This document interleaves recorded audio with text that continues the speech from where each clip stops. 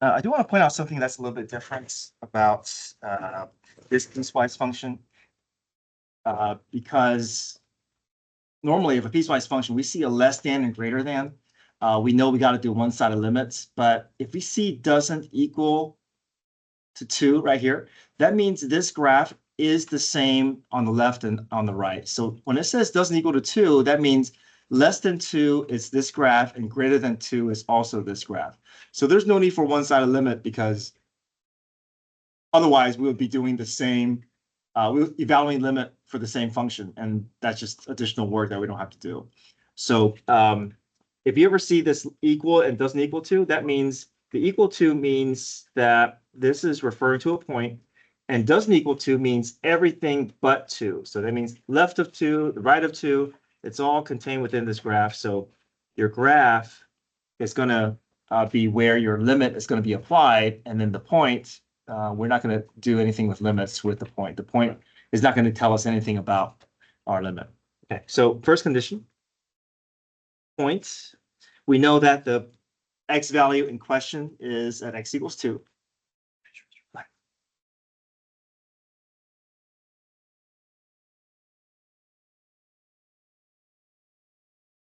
So then if I do f of 2, which one do I use for f of 2? Yeah, the bottom one, right? So we plug 2 in for the bottom piecewise, and what do we get? 7. Yeah, that's our order pairing.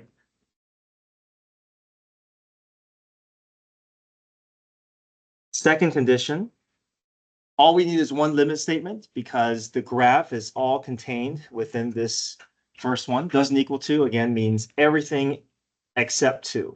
So left of 2, right of 2 is all here. So our limit is with, we're approaching 2 from both sides, but it's all the same function. Right? First things first, we do direct substitution. We know we see 0 over 0, which means that there's a hole.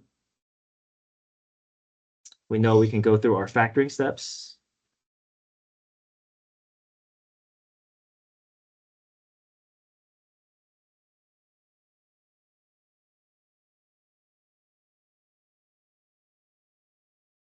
We can cancel, reevaluate, and what do we get? What's our limit? 4. Okay. We keep going, right? We haven't experienced a failure with second condition. Now the third condition, what do you notice with third condition? Or what do we look at to determine our third condition? Compare what? First two, right? And are these in agreement? They're not. So we're going to write it in a certain way. We're not going to say 7 doesn't equal to 4. We're going to write it out in this notation and just replace C with what? 2. Yep. So we'll say that they are not equal to each other. Limit as x approaches 2 of f of x does not equal to f of 2. Therefore, what type of discontinuity are we dealing with? Removable.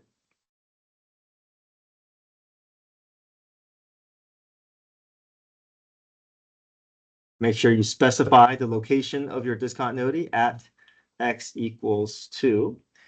And it is removable.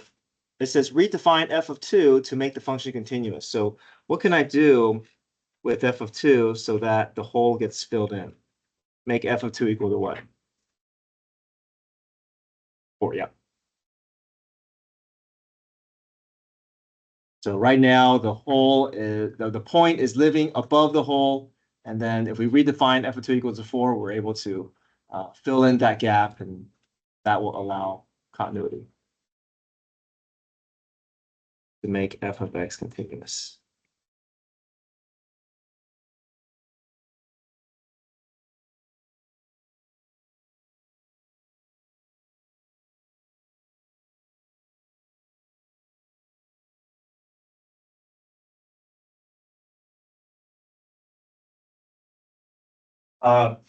So on I think we already talked through squeeze theorem, right? So I forgot that we had already, we did that for the last quiz. So today we're going to focus on intermediate value theorem, and then we're going to get some additional practice with continuity conditions. So that's our goal for today. Okay.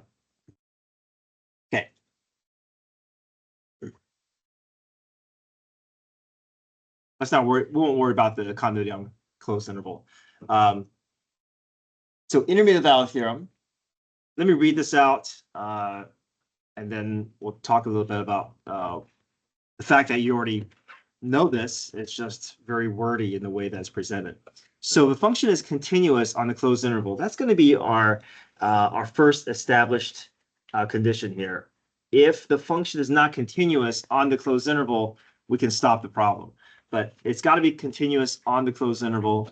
And remember, we look for continuity in the denominator, right? So, okay, so we'll go through all that process. It just has to be continuous on the closed interval. And then we can guarantee, okay, let's say K is any number between f of A and f of B. So that's going to be our target Y value that we're trying to guarantee. If that K value is between the Y value of my endpoints, then there's at least one number, X value, such that f of C is equal to K. So in other words, if a function is continuous on the closed interval, there are no breaks from one endpoint to the other, then the graph has to touch every Y value between the two endpoints at least once. So if I start at a Y value of 5 and I end at a Y value of 1, can I guarantee that every Y value between 5 and 1 is going to have to be touched at least once? Yes, right. If it's continuous, and we're always going to establish that as our first step. If it's continuous, then there's no choice but for the graph to at least hit every Y value between my lowest and my highest, my starting Y value and my end Y value. So that doesn't take, a whole lot of convincing because it makes sense, right? We don't have to be, it doesn't feel like something that we're learning, something that we already know how to do. I think the issue is being able to go through this process and knowing that where we are in the graph without having the graph in front of us. Okay, so let's go through one example and I'll show you how a problem can look. It says use intermediate value theorem to show that there is a 0 on the interval. So 0 means an x-intercept, which really means a y value of 0. Okay, can we guarantee that there is a y value of 0 somewhere on the interval from 0 to 1? Okay. We do have to also make sure that we know when we're looking at x values and when we're looking at y values. If they problem ever gives us an interval, it's always x value interval.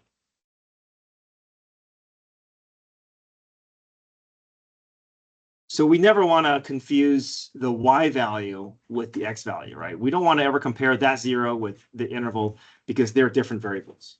Okay, so we want to first make sure that we know what are the x's and what are the y's, and we don't accidentally compare one number with a variable from a value from a different variable. So here's our function. Our function is x cubed plus 2x minus 1.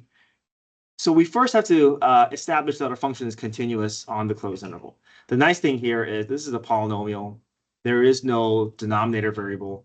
And we know that our issues for these problems is always going to be denominator variables. If we see a denominator variable, we have to look for holes and asymptotes and see if this continuity is impacting our interval. But if you see a polynomial, you know you're going to be safe. There's never going to be an issue with discontinuity. But we do have to make sure that we state it as our first condition, even if we know it's going to pass that condition. So our first condition that we always have to write, we're going to say our function is continuous. It's continuous everywhere, but we only care about the continuity on the closed interval. So we just state that our function is continuous on the closed interval. And now we can move on to the rest of our condition. The next step is, let's go ahead and find the endpoints. We need to know what the y values of the endpoints so we can actually see if one is above 0 and the other is below 0. So we're going to find let me write that step here. So we're going to find endpoints.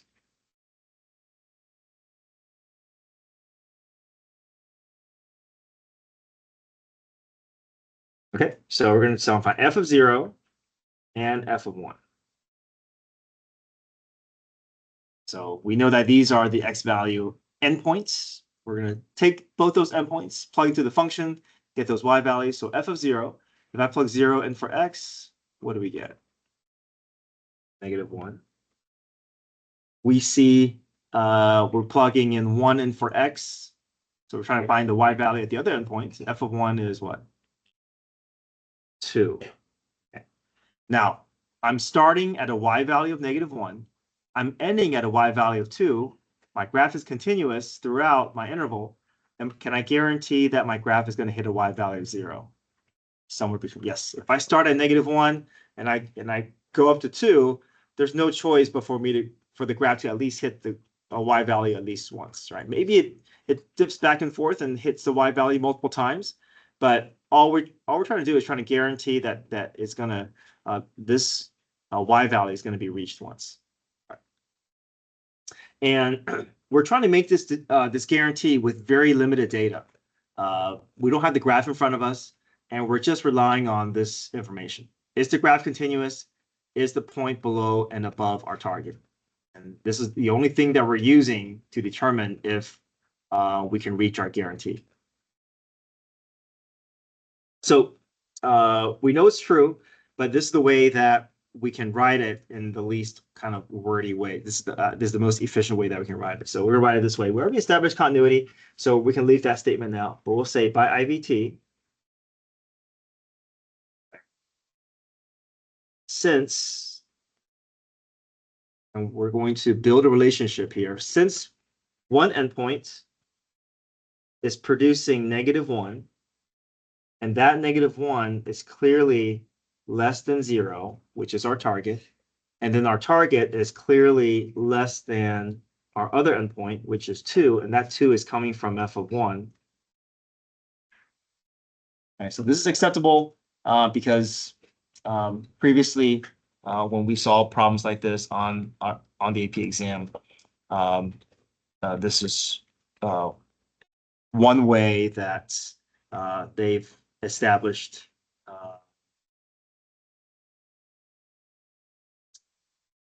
where they're giving credit for this type of wording. Okay, there's multiple ways that you can say this, but this is the most efficient way of establishing that you're looking at the endpoints and that you're comparing the y values, and then that the target y value is clearly between the y value of your endpoints. Then there must be a value of c where f of c is equal to 0. We don't know exactly where that x value is going to occur. We don't know exactly where that order pair is, but we do know that this order pair is going to have to exist somewhere on this interval from 0 to 1.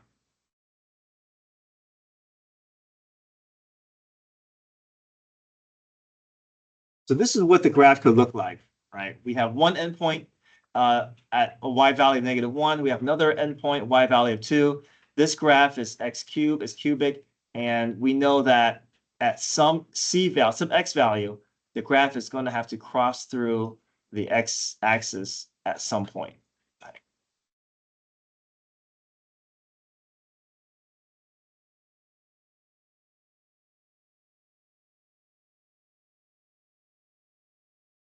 Okay, let's look at page 14.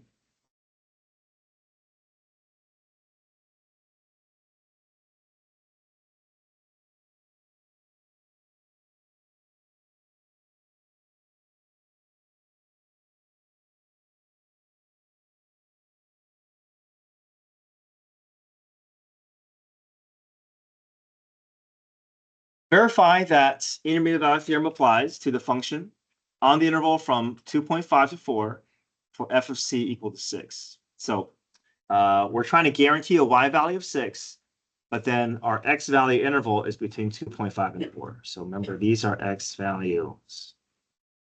I see some students do this where they say, well, 6 is clearly not between 2.5 and 4, so therefore it fails. But we don't want to compare these two, right? These are different variables. That's a y value. These are x values, so these are not comparable. What we want to do is we want to find the y values at these endpoints so we can actually compare those y values with these y values or with that 6 and look for hoping that this will land between the y values. Okay, so the first thing to establish is continuity. Is there a place of potential discontinuity on this graph? Where is the potential issue that we have here? This is not a polynomial. What do we have to pay attention to? Where do we look for discontinuity if we have a fraction? Yep, and we look at the denominator, right? What does that denominator tell us? That there's a what? Yep, where? At x equals 1, right?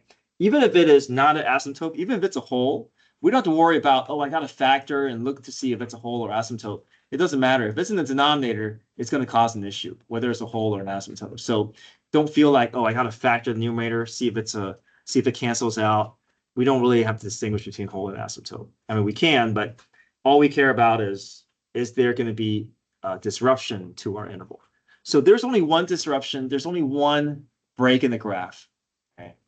And we should have to compare, is this going to is it going to disrupt my interval here? Is one between or is it outside the interval? Outside, right? Because this is 2.5 to 4, and between 2.5 and 4, we're not going to ever hit that vertical asymptote. So our function is continuous on the closed interval because this is the only disruption, and this is this is the only break in the graph, and it is not disrupting in the interval. There's no other issues that this graph is going to experience. So we can safely say our function is continuous on the closed interval. We don't have to prove anything. We don't have to show any work, but this is the way that we're going to have to establish. So our function is continuous.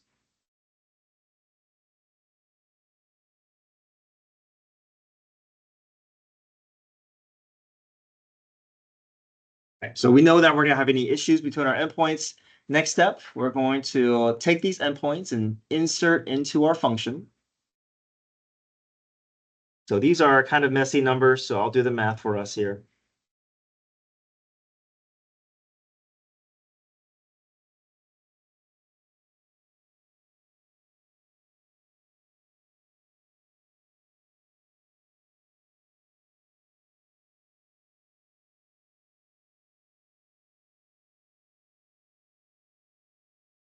Other endpoint, f of 4.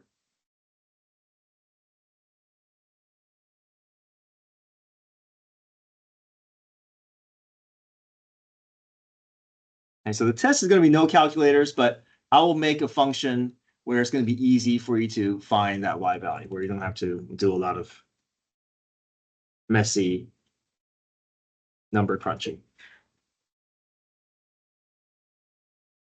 So we have one y value, one endpoint that starts at 5.8, and then it's going to end at a y value of 6.7.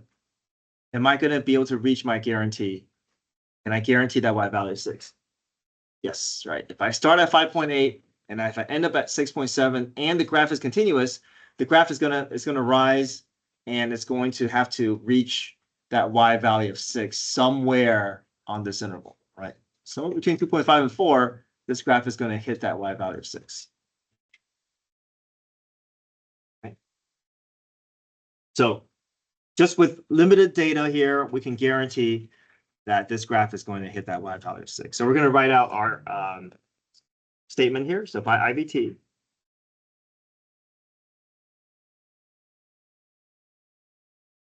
since 5.8, I'm going to say 35 over 6, but that's coming from f of 5 halves. So we'll say since f of 5 halves is equal to 35 over 6, and 35 over 6 is 5.8, it's clearly less than 6. And 6 is less than my other endpoint, which is 20 over 3. And 20 over 3 is coming from my second endpoint. We know that there must be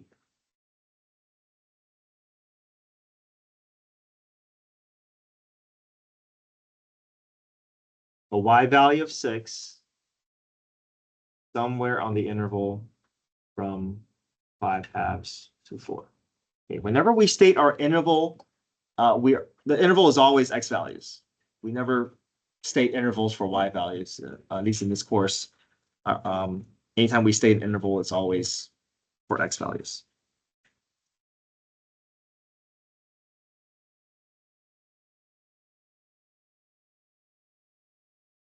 Right. We don't know what the graph looks like, but I just want to kind of give you a visual connection.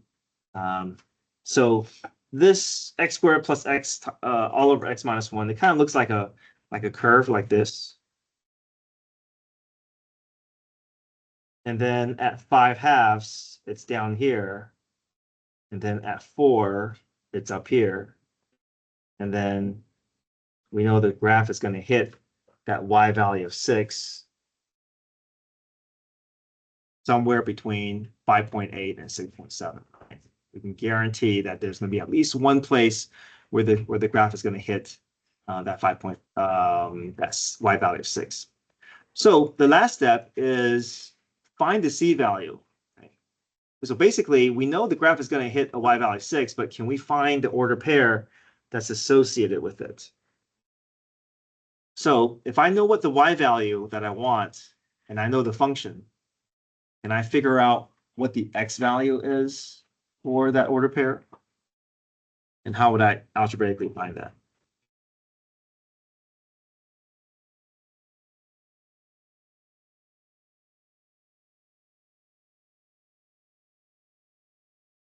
If I have the y value of my function, can I figure, or how would I figure out the x value on that for that order pair? How can I use these two information to help me get to the x value that I want? Yeah, well, 6 is the y value, right? If I have the x value, I can always use a function to find the y value. And likewise, I can go backwards. Like if I have the y value, I can plug that in and solve for the x. Yep. So whenever c value, that just means the x value. C is just another way of representing the x value solution that we're looking for. Okay, so we say 6 is equal to x squared plus x over x minus 1. I'm going to cross multiply here, so I'm going to force that 1 below my 6.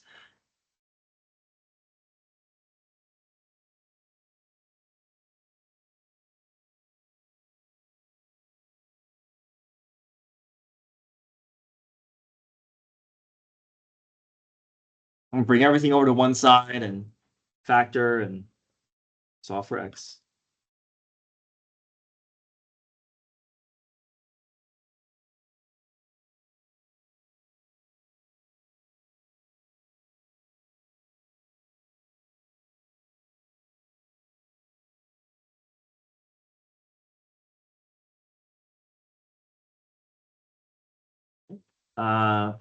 Multiplies to be 6, adds up to be -5.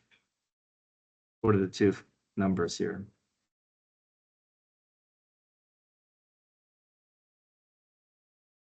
Multiplies to be 6 and adds up to be -5. -3, -2. So we solve for x. X equals 3 and x equals 2. We have two c values. We're guaranteed that there's at least one, but whenever there's two, we do have to pay attention. How do we know whether both are valid? And what do you think? What do you think it means for an x value to be valid for this problem?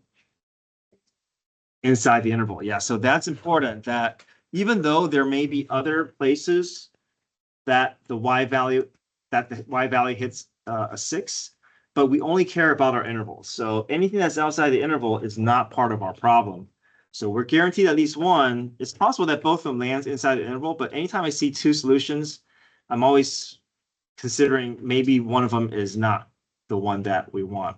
So which one do we keep? 3, right? Because 3 is between 2.5 and 4, but 2, there is an order pair 2, 6, but that is outside the interval. This is not part of our problem. So we're guaranteed at least one.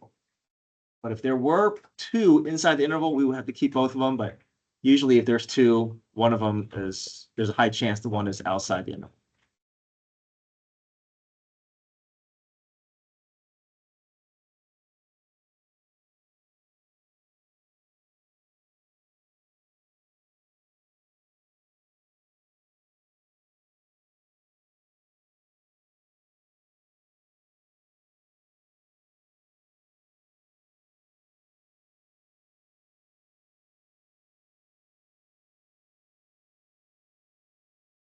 Okay, I want to revisit continuity conditions, but these problems look a little different. But we just have to know if we step through continuity conditions, we're going to solve for whatever we want to solve for as long as we go through our conditions correctly. So here are some additional continuity problems. It says making a function continuous. In these exercise problems, find the constant constant A or constants A and B such that the function is continuous on the entire number line. So here, we're not trying to discover discontinuity. Here, some of the values are unknown to us, and we're trying to force that A or B value to allow for a nice continuity. So we want this all to pass. So I think the nice thing about these types of problems is that even though it feels like, right, how do we even start this? This continuity condition kind of gives you a structure for you to work through. If you work through each of the conditions, then you're going to solve for your variable without even trying to solve it. It'll just naturally show up for us. Okay. I want to talk about this the distinction between less than, greater than versus doesn't equal and equal. If you ever see less than, greater than, just know that you have to use one-sided limit. There's no way around it. Okay. We need two limit statements when we get to the second condition. If you see doesn't equal to and equal to, then just know that this is the graph here, and there's only one graph because this is a point. You only have to do limit once. So you're going to apply the limit to the graph. So you just have to evaluate the limit for this function because less than and greater than is all contained within this function. So there's no need for one-sided limit. So again, if you see greater than, less than, you got to rely on one-sided limit. If you see doesn't equal to, you know that just means less than and greater than is all contained inside here. All you need is one limit statement. It's not wrong if you do two limit statements, but you're just doing the same work for the same expression, and you don't really need to do that. Okay, so we're trying to find the A value so that the two graphs are going to connect nicely and the graph will be continuous. But again, if we just step through continuity conditions, we're going to solve for A without even trying to do it. Okay, so the first condition, does the point exist? What's our C value? 1. Okay, so we're going to plug 1 into which one? Which piecewise? First or second? First one, right? You see the equal sign there. So 1 goes in for X. What do we get? 3. Okay, so we keep going, right? Second condition, we see less than and greater than. We have two different functions split on either side of 1. We have to do one-sided limit. So limit as X approaches 1 from the left side of 1. Which function are we going to use for the left side of 1? X minus 4. And then separately, we got to do the limit as we approach 1 from the right side of 1. And that'll be what? For which function? 3x squared. Okay, make direct substitution. 1 in for X, what do we get for the first one?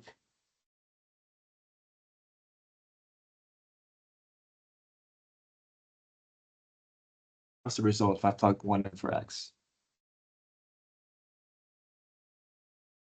Yeah, the second one is 3. How about the first one? A minus 4, okay. Okay, we want continuity here. Okay. So if we want continuity, what needs to happen with my one-sided limit? They have to what? They have to equal each other, right? So if we set them equal to each other, Now we have an equation that can help solve for A. So what's A equal to? A equals 7, right? We don't have to continue anymore because we have the variable that we're looking for and we can stop. So just use continuity condition as a way to move through your problem. And as soon as you find whatever you're looking for, you can stop, right? So it just provides you a way to move through your problem.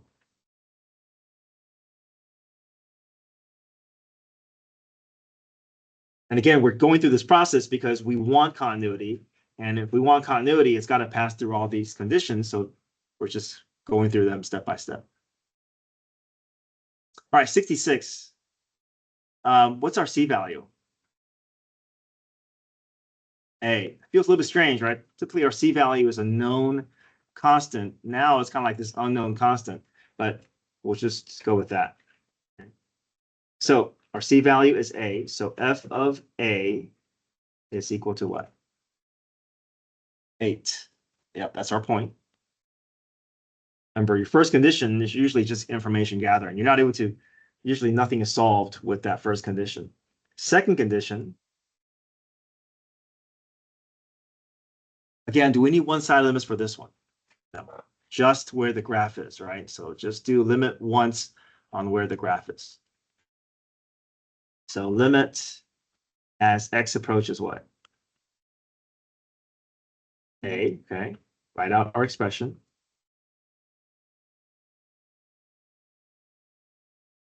Now, again, I know this feels a little bit strange here because typically we always approach a number, but now we're approaching A. So that means my first step is what? Plug in, right? So replace every x with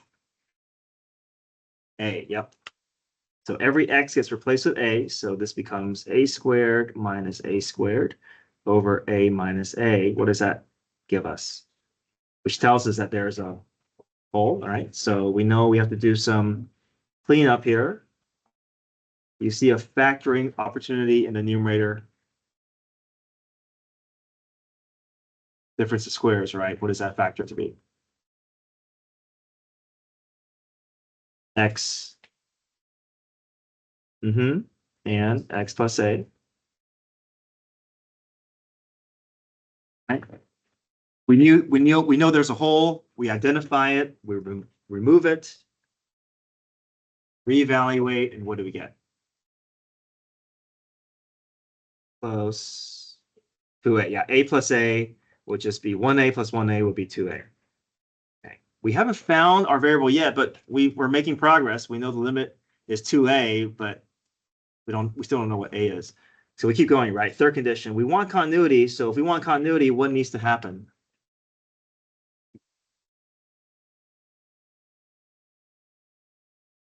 Yeah, these two have to be equal to each other, right? The point has to be where the limit is.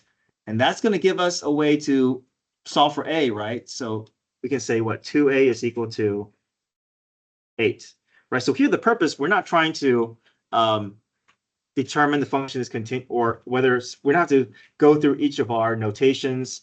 We're not going to, because I said always keep these notations the way it is. But here our purpose is to solve. So we're just using these conditions to help us solve for A or solve for whatever variable we're looking for. And once we solve for our variable, we're done, right? So what's A equal to? 4, okay. So if A is 4, that will allow all these conditions to pass. And we're just trying to solve for whatever variable.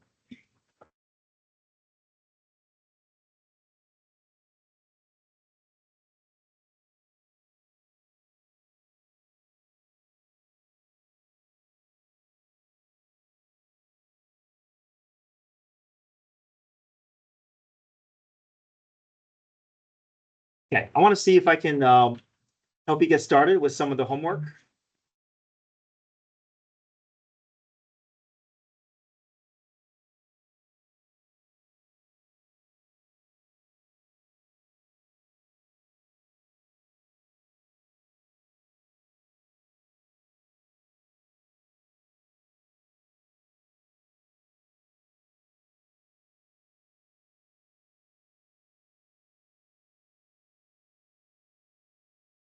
Sorry, let me because we're a day ahead. from our homework. I'm not going to change the homework dates, but I do want to do a intermediate value theorem with you.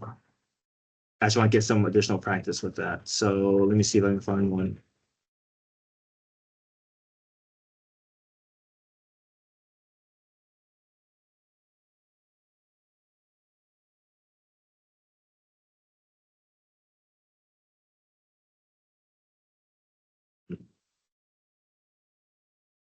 Yeah, go ahead. Let's try number 66. I'll write it down for us.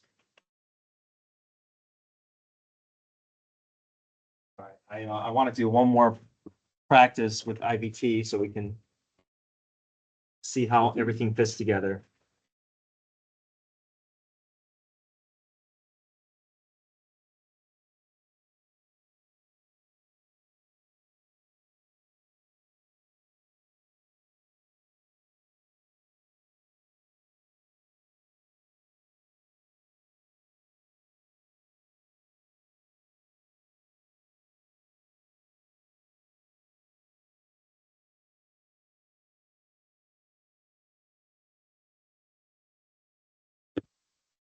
Oh, we're trying to guarantee a 0.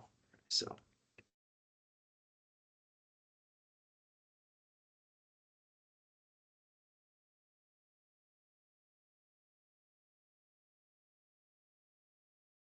okay, so here's the problem. Here's our function.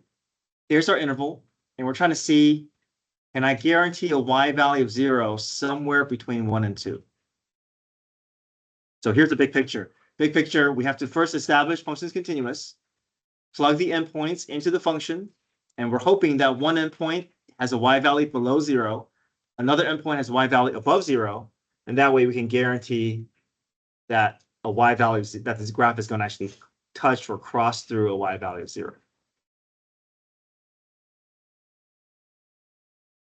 All right, first condition, continuity. Any issues with continuity or any issues with asymptotes or holes? Right? So nice thing, if you see a polynomial, if you don't see any variable in the denominator, you can just state continuity. There's no need to test anything. You already know that we're going to be safe for the condition. So f of x is continuous. Sorry.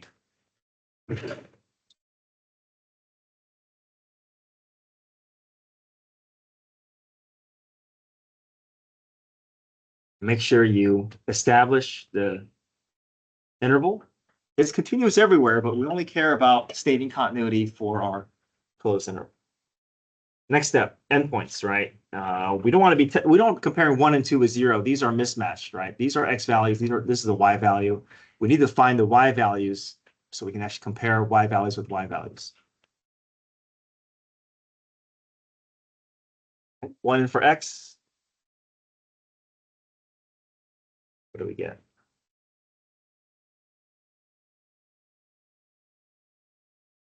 F of 1 gives us -1. Okay, so we have a y value below 0. So we need the other y value to be above 0 now, right? Otherwise, if both are above or both are below, IVT is not going to be applied. Right? So we need continuity. We need an endpoint above, endpoint below. Okay, because we're relying on such restricted data, we need them to be very specific. Right? If we don't get what we want, then if we can't meet our conditions, then we can't prove what we're trying to prove.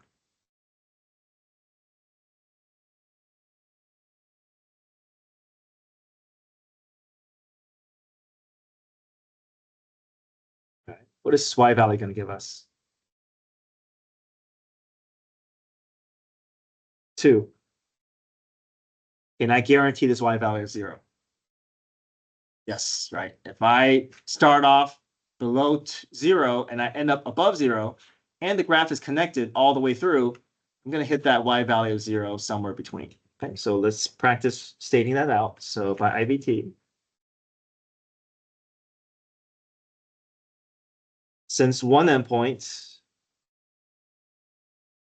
is below my target and then the other endpoint is above my target, I'm going to be able to guarantee my target.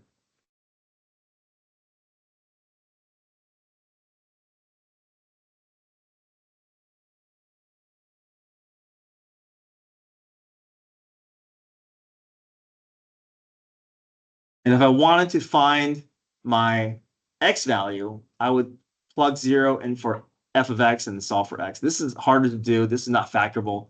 But if it were factorable, we can continue with that step and solve. And when you solve for x, you got to look for x between 1 and 2. But here, for this problem, we'll just stop here. Okay, so check your assignment. We're a day ahead in notes.